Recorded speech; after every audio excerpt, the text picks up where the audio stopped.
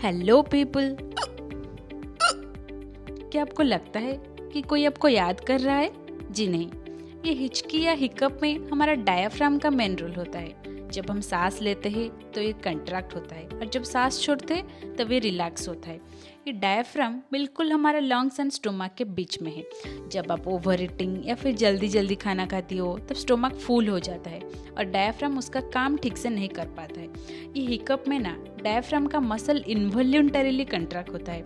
Diaphragm का स्ट्रंग contraction होने के वजह से हमारा रेस्पिरेटरी सिस्टम बहुत सारे एयर में स्टक हो जाता है and vocal cut sudden close होके ये हिचकी का साउंड प्रोड्यूस करता है। कुछ लोगों में तो ज़्यादा हंसने के वजह से, इमोशनल इशू, एक्साइटमेंट इशू, ये सब वजह से भी हिकअप प्रोड्यूस होता है। Thank you.